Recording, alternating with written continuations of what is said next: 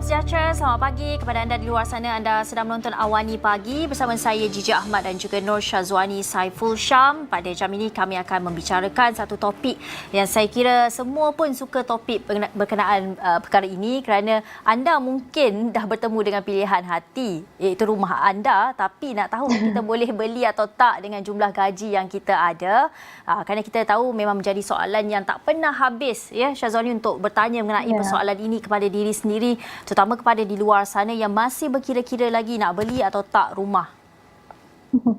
Betul, dan hari ini kita ada sediakan tetamu khas daripada Myra iaitu Nabila Wawan dan Alisha Halim untuk berbincang mengenai aspek-aspek utama terutamanya dari segi kewangan sebelum kita membeli rumah dan apa agaknya kelayakan dan kemampuan yang perlu anda tahu sebelum ukur baju di badan sendiri ataupun dalam erti kata lain untuk sebelum kita membeli rumah ini. Selamat pagi Nabila dan Alisha. Selamat pagi. Hai, selamat pagi. Hai. Selamat pagi. Hai. Baik, pertama sekali kita nak tanyakan kepada Nabila lah. Mungkin untuk memiliki kediaman sendiri ini memang ternyata idaman buat hampir semua orang. Tapi macam mana kita nak tahu sama ada gaji seseorang itu cukup ataupun tidak untuk nak beli rumah, dan itu kita tahu sebagai satu persoalan yang sering dipertanyakan. Jadi apa Nabila boleh kongsikan berkenaan benda pertama yang kita perlu utamakan sebenarnya? Okay, baiklah, terima kasih. Okay, sebelum kita nak tahu sama ada kita ni mampu ataupun tak nak beli rumah, especially bila kita tengok kita punya gaji kan. So pertama sekali kita kena tengok and fahamkan kita punya financial situation. So kita punya financial situation dekat sini ni, kita kena tengok kita punya spending habit, kita kena tengok kita punya income. Dekat sini ni kita kena faham and evaluate kita punya financial situation lah. Supaya kita tahu kita punya gaji ni cukup ke ataupun tak untuk beli rumah. So sekarang ni kalau you Google ke, you research online, you type je home financing, sebenarnya dia banyak sangat you boleh jumpa. Tapi at the same time, sebab you baca banyak sangat kan, so kadang-kadang you senang nak lost, and then you rasa dia lagi jadi complicated sebab banyak sangat, and then you tak tahu nak follow yang mana satu. So hari ni Myra nak cubalah untuk simplifikan macam mana para pembeli luar sana tahu apa next step, and then macam mana nak faham dengan financial situation supaya kita boleh bantulah, especially kita punya pembeli rumah pertama. Jadi untuk fahamkan kita punya financial situation kan, kita kena tengok dua aspek penting ni je, iaitu kita punya kelayakan dan kemampuan. Jadi kelayakan ni maksud dia tanggapan bank sama ada kita mampu ataupun tak untuk bayar kita punya home loan tu, depends dengan kita punya monthly expenses. Okay, yang ni kelayakan. Kemampuan pula kita tengok kita punya kemampuan berdasarkan harga rumah yang kita mampu beli, and then ikutlah kita punya income dan juga monthly expenses. So dekat sini sebenarnya kita kena differentiate lah. Kita kena faham apa itu kelayakan, apa itu kemampuan. Sebabnya you layak, tak semestinya you mampu, and then kadang-kadang you juga tak mampu, you mampu tapi you tak layak. So it's a little bit tricky lah dekat sini. So penting untuk you faham. Mungkin Alisha boleh perincikan mengenai faktor utama tu kelayakan dan juga kemampuan. Terangkan mengenai lebih lanjut faktor kelayakan itu bagaimana? Okay, boleh. So basically bila kita cakap tentang kelayakan ni, sebenarnya kita cakap tentang tanggapan bank terhadap apa yang kita mampu bayar ataupun apa yang kita mampu beli. So basically dia semuanya pasal tanggapan bank lah. Kalau kita cakap tentang kelayakan, tanggapan bank untuk seorang untuk ambil dia punya home loan. Okay. So bila kita cakap tentang kelayakan, bank akan tengok pada dua indikator, which is satu, bank akan tengok pada kita punya DSR, dan satu lagi bank akan tengok pada kita punya credit profile lah. Okay. So bila kita cakap tentang DSR, sebenarnya apa itu DSR? DSR ialah kita punya debt service ratio, di mana bank boleh tengok how well our income boleh service our debt ataupun our commitment lah. Okay. So bila kita cakap tentang komitmen ni, ada dua jenis komitmen sebenarnya. So kita ada komitmen yang related to bank, as well as komitmen yang non-related to bank.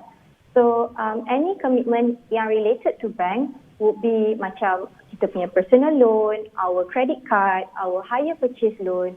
And bila kita kata komitmen yang non-related to bank, it will be komitmen yang kita ada dengan pihak ketiga. Contoh dia macam komitmen kita dengan kita punya mobile network, komitmen kita dengan Indah Water and so on. Okay, so untuk kira DSR ni sebenarnya sangat mudah, ada formula dia. So kalau kita nak tahu berapa DSR kita just ambil kita punya monthly commitment ataupun komitmen bulanan kita dan kita bahagikan dengan kita punya gaji bersih, darab dengan 100 dan kita akan dapat kita punya DSR lah.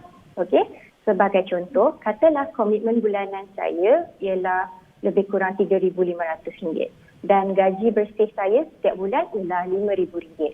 Jadi saya ambil RM3,500 bahagi dengan RM5,000 darab dengan 100, saya akan dapat DSR saya iaitu 70%.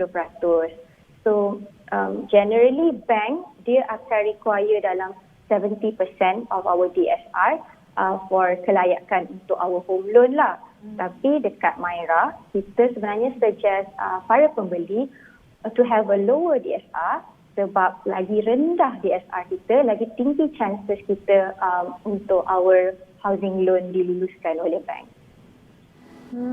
Okey, itu sekarang kita dah faham bahagian pertama untuk kelayakan iaitu kita ketahui ataupun memahami DSR kita sendiri itu. Bagaimana pula dengan bahagian yang seterusnya? Mungkin Nabila boleh terangkan mengenai profil dengan lebih lanjut sebenarnya. Okey, dengan jumlah yang agak besar bila kita beli rumah, mestilah bank nak tahu kan dengan siapa dipinjamkan wang tersebut. Sebab nak beli rumah kita dah sedia tahu yang jumlah dia agak besar and then kita punya komitmen tu dari 30 ke 35 tahun. So dia agak panjang lah. So dekat sini bank nak tengok sama ada kita ni boleh bayar balik ataupun tak kita punya home loan. Dia nak tahulah kita ni trustable ataupun tak. Actually dia sama je lah. Macam contoh orang sekeliling kita nak pinjam duit kan. So first thing first, confirm kita kena screen, kita kena filter dengan siapa kita nak pinjamkan duit. Sebab orang ni kadang-kadang dia suka pinjam duit, kadang-kadang dia lupa kan nak bayar balik. Kadang-kadang dia cakap, I tak ada duit lah, I lupa. But then, bila you tengok dekat Instagram, travel lah, pergi makan sedap-sedap lah, kan? So dekat sini, kita cubalah nak elakkan jenis peminjam yang macam tu. So sebab tu, bank tengok you punya profile tu sama ada you ni boleh dipercayai ataupun tak. So, macam mana bank nak tengok seseorang punya profil kewangan tu, dia akan tengok dekat you punya SIKRIS dan juga you punya SITOS. Okay?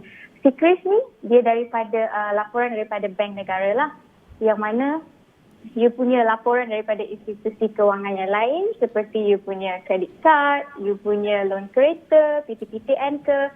So you punya sejarah pembayaran balik tu dia ada dekat you punya dalam SIKRIS.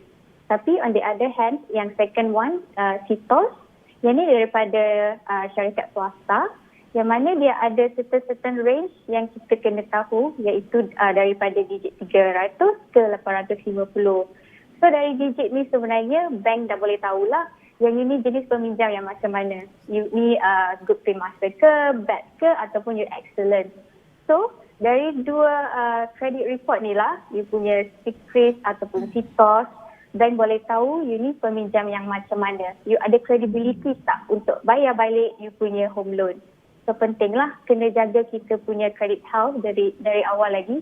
Even you tak beli rumah lagi, but at least you kena tahu you punya money commitment, you kena bayar on time, you kena maintain and consistent supaya bank boleh trust dekat you. Ya, itu nampak macam kita perlu menguruskan komitmen kita dari segi kewangan dengan lebih baik dalam sebelum kita membeli rumah ini. Tetapi komitmen bagaimana adakah kita perlu kurangkan komitmen sebelum beli rumah ataupun bagaimana? Mungkin Alisha boleh terangkan sedikit mengenai bahagian kelayakan ini agar penonton yang menonton kita ni lebih faham. Sebab yalah, mungkin ramai yang tak tahu credit card, komitmen lain juga akan memberi kesan kepada kita bila kita memohon rumah tu kan? Okay, so sebenarnya hari ini kita untuk first part kita bincangkan dulu tentang kelayakan, iaitu macam mana tanggapan bank, tengok apa yang kita mampu ataupun apa yang kita mampu bayar lah, what we can afford. Okay? So dekat sini kita cakap bila tentang kelayakan dan tanggapan bank ni, bank akan tengok pada dua benda, iaitu dia akan tengok pada kita punya DSR dan juga pada kita punya credit profile lah. Okay? So daripada segi DSR, bank akan tengok how well kita, how much kita punya income tu, how well kita boleh service kita punya commitment, cukup tak? And then dari segi kedua pula, dia tengok dari segi credit profile, which is bank akan tengok our willingness sebenarnya untuk service our commitment ataupun kita punya debt. So macam mana bank nak tengok kita punya willingness ataupun kesanggupan kita ni? Bank akan tengok balik on our repayment history lah. And dia boleh tengok ni daripada dua report, which is report daripada CCRIS dan juga report daripada CTOS lah. Okay. So it is best untuk kita maintain a very good credit health ataupun credit score supaya kita punya chances for our housing loan tu diluluskan lebih tinggi. So macam it is best kita tengok balik kita punya commitment, kita tengok balik on our repayment history and so on before kita nak ambil kita punya housing loan.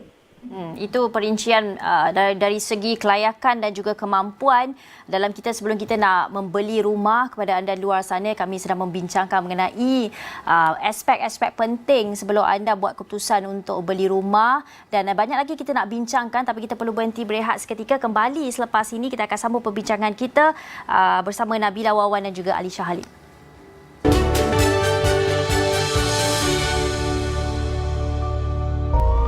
Kita berhadapan dengan situasi pandemik yang agak luar biasa. Self-control, self-lockdown itu penting. Lebih kurang pergerakan, maka lebih sukar untuk COVID menjangkit kita. Untuk tempoh 2 minggu ini, duduk di rumah. Kalau kita boleh laksanakan PKP, Kendiri dan keluarga, Saya kira insya-Allah kita boleh berjaya. Akhirnya kita menang. Sedia? Let's go.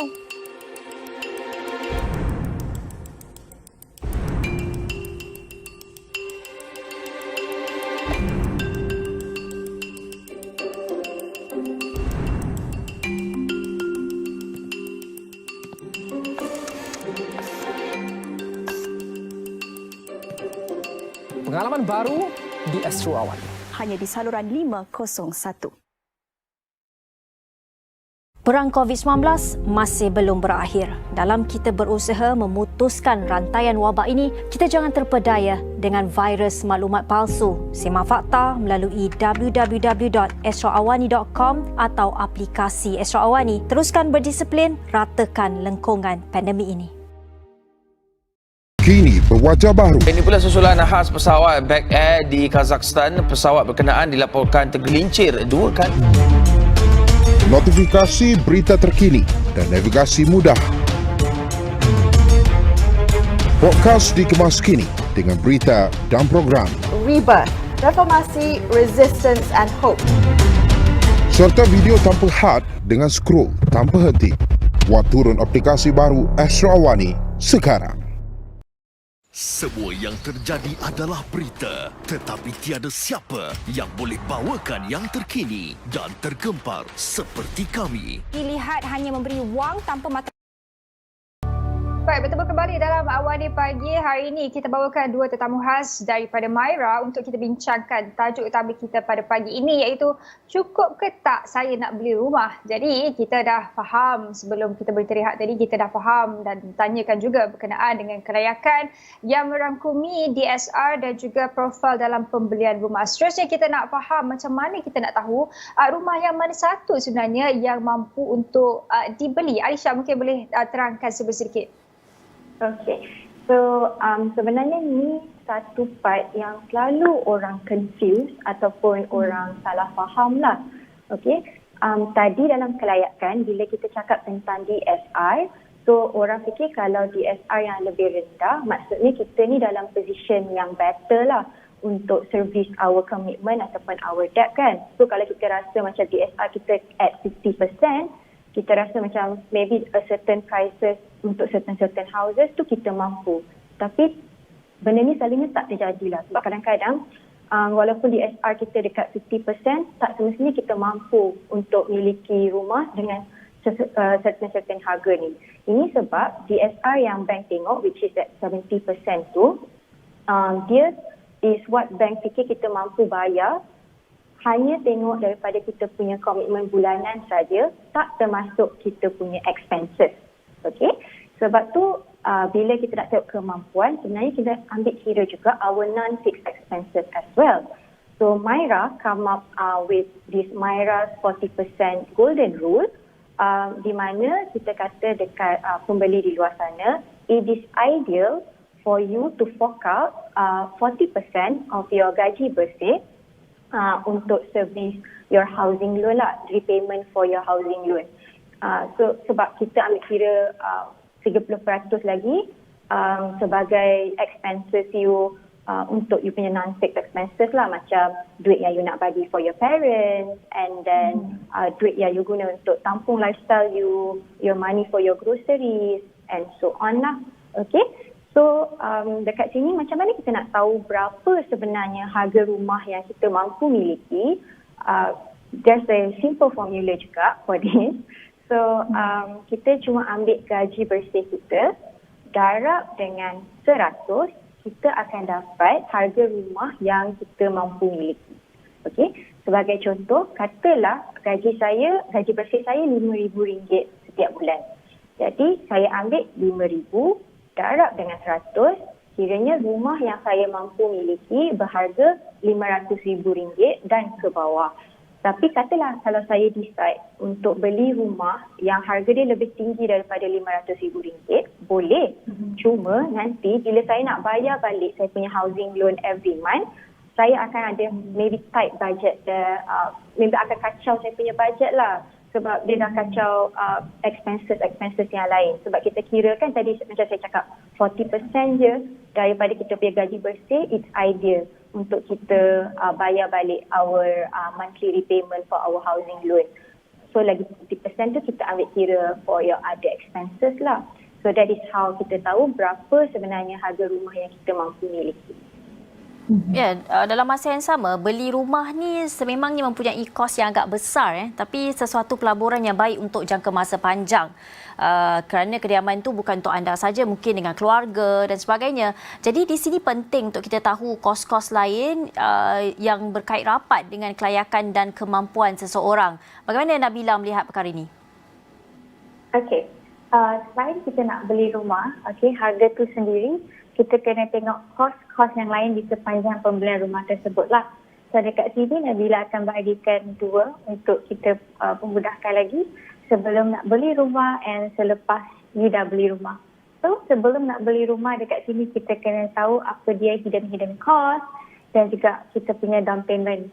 So yang pertama sekali kita punya hidden cost, yang ni macam kita punya GP stamp, kita punya yuran guaman. Contohnya kalau kita nak pindahkan nama kita ke atas property tu, kita kena bayar GP stamp untuk MOT dulu.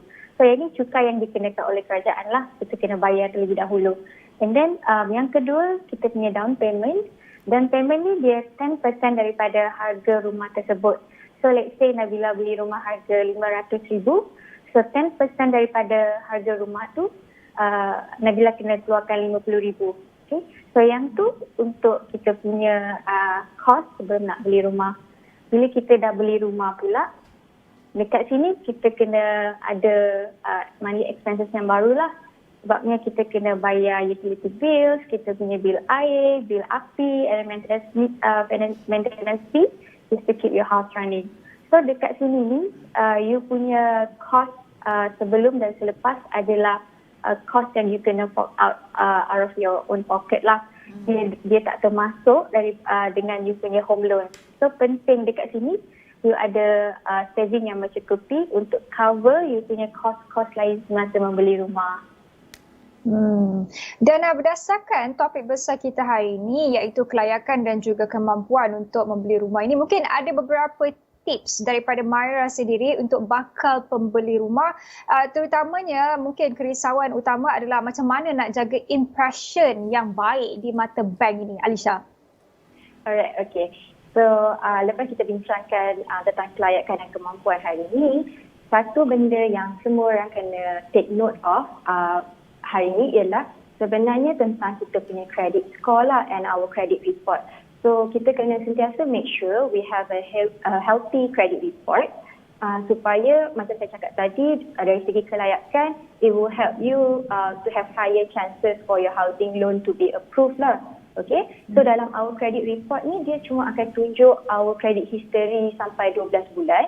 Kiranya kalau kita rasa macam kita ada terkucil sikit sana sini dalam kita punya credit report, dan kita hold dulu, jangan apply for our housing loan lagi. Kita help to clear up apa yang kita terkucil tu, make it back on track, and once everything dah cantik, dah okay, and then baru kita go back to apply for our housing loan lah. Okay. And then dari segi nak impress bank pula, macam saya cakap dengan orang lain tadi, sebenarnya kita bukan setakat nak kena impress diri kita je dan juga orang lain, kita sebenarnya kena impress bank juga. Kita kena tahu juga cara-cara macam mana nak impress bank, especially bila dalam masa kita nak apply for housing loan lah. So first of all, apa yang kita boleh buat ialah kita kena make sure we pay our bills on time. Sebab sebenarnya kalau kita ada habit untuk pay bills lambat, benda ni sebenarnya akan impact kita punya credit score, which overall akan impact kita punya credit report and credit health lah. Okay. Kedua, kita kena kurangkan our commitment. So sebagai contoh, katalah kalau kita punya commitment tu agak tinggi, it is best untuk kita settlekan a few other commitments first before kita decide untuk apply for a housing loan, which is another bigger commitment. Okay. Ketiga, kita kena make sure yang kita ada stable income every month, and also kita kena make sure yang before 6 to 12 months before kita nak apply for the housing loan tu, kita kena maintain and make sure kita pay our commitment and our debt consistently supaya dia takkan impact our credit report later on. Dan itu merupakan satu tips yang sangat baik. Diharapkan bakal pembeli rumah di luar sana boleh ambil tips itu dan juga pesanan dari Myra itu untuk membeli rumah. Tapi ada tak cara untuk kita tahu kelayakan atau kemampuan dengan lebih mudah dengan sendiri, Nabila? Sebenarnya ada je. You boleh try online home calculator. Yang ni you research je, you Google je. You boleh try yang mana satu yang sesuai you nak lah. Tapi sebelum you nak try home calculator ni secara online untuk ukur you punya kelayakan dan kemampuan, first thing first, you kena buat research dulu. You kena tahu harga pasaran semasa untuk rumah yang you nak beli. So dekat sini you boleh pergi Bricks.my. So let's say you nak beli rumah, you nak compare rumah antara dekat Damansara ke, you nak beli rumah dekat Subang Jaya ke. So dekat sini at least you boleh tengok lah. You boleh tengok harga yang mana satu you mampu beli. Sebab dekat sini at least dia dah bagi you gambaran lah mana satu yang reasonable untuk you bayar balik setiap bulan. So bila you dah jumpa ataupun you dah tahu yang mana satu you nak beli, so the next step is you boleh try this home calculator, which is yang tadi Nabila cakap lah, you boleh Google secara online. Tapi dekat sini Nabila nak introduce lah. Sebenarnya Myra pun ada home calculator sendiri. Kita panggil Myra Super Calculator. Myra Super Calculator. Okay? So, apa yang ada dekat Myra Super Calculator ni, you just key in the details and then dia punya result tu dia keluar instantly. So, let's say you nak tahu you punya money installment, you nak tahu DSR result you. So, dia akan bagi tahu you right away after you fill in the details. Yang tu first feature. And then another feature yang menarik dekat kita punya Myra Super Calculator ni, dia ada tip tool and juga advice. So tip tool ni kita dah simplifiedkan property jargon yang maybe setengah orang tak tahu macam apa tu long tenure, apa tu MOT. So dekat sini bila you click button tu, you dah boleh tahu dah apa maksud dekat situ. So you senang nak key in the details lah. And then at the same time, sebab kita ada DSR result, so Myra ada juga bagi advice dekat dalam tu based on your results lah. So kita akan bagi tahu macam mana nak improve you punya profile, macam mana nak jaga you punya financial. So dia memang berguna lah, especially buat para pembeli rumah pertama dekat luar sana. So kalau nak try Myra Super Calculator ni, bolehlah pergi website Myra sendiri, www.myra.com.my, ataupun visit kita punya Instagram. So dekat sini at least you boleh dapat gambaran rumah yang mana satu you mampu beli. Banyak sebenarnya yang telah kita bincangkan berkenaan dengan kelayakan dan kemampuan untuk membeli rumah ini, serta nasihat dan juga tips yang telah diberikan. Tapi mungkin 1 minit akhir ini, mungkin Alisha boleh rumuskan perbincangan kita untuk hari ini. Alright. Okay, so sebenarnya hari ini kita bincangkan tentang topik yang selalu orang keliru, which is kelayakan dan juga kemampuan. So bila kita cakap tentang kelayakan, dia sebenarnya tanggapan bank tentang apa yang dia rasa kita mampu bayar lah for every month, especially for our housing loan. Okay, so daripada segi kelayakan, bank akan tengok pada 2 indikator, iaitu pada DSR, which is our debt service ratio, dan juga pada kita punya credit profile. Okay, so bila kita cakap tentang DSR, sebenarnya daripada DSR, bank akan tengok how well sebenarnya we can use our income to service our debt ataupun our commitment. Okay, daripada segi credit profile pula, bank akan tengok sebenarnya our willingness ataupun kesanggupan kita untuk service kita punya commitment ataupun kita punya debt lah. Okay, so it is best sebenarnya daripada segi kelayakan untuk kita maintain a good credit health and also credit report lah, supaya there's higher chances untuk kita dapat kelulusan for our housing loan. Okay, daripada segi kemampuan pula ataupun affordability kita pula, ialah sebenarnya kita kena tengok lepas tolak our commitment, kita kena ambil kira our expenses as well, berapa sebenarnya harga rumah yang kita mampu miliki. So tadi kita dah bincangkan tentang Myra's 40% golden rule, di mana it is ideal untuk para pembeli di luar sana untuk fork out 40% daripada gaji bersih untuk service your housing loan monthly commitment lah. Okay, sebab kita consider lagi 30% to be your other non-fixed expenses. Sebab dekat sini kita nak tekankan, kalau you nak beli rumah yang you mampu bayar comfortably every month, supaya you tak akan ada tight budget ataupun you tak akan kacau lah your spending, your budget afterwards. Sebab tu kita kata apa-apa pun ukur baju di badan sendiri. So katalah kalau if you have any curiosity atau apa-apa yang you masih keliru, you can always visit our Instagram @askmyra and drop us a DM, and we'll be very happy untuk assist you. Baik. Terima kasih kita ucapkan kepada Nabila Wawan, Eksekutif Jenama Myra, dan juga Alisha Halim, Eksekutif Bakat dan Jenama Myra, untuk nasihat dan tips yang diberikan. Kita tahu banyak sebenarnya perkiraan yang anda perlu lakukan sebelum anda membeli rumah. Kalau boleh ambil masa, kira, tengok kelayakan dan juga kemampuan seperti yang dinasihatkan oleh Myra. Baik, itu saja perbincangan kita pada jam ini ya, Syazwani. Dengan itu saya Gigi Ahmad. Saya Nur Syazwani Saiful Syam. Jumpa lagi. Ya.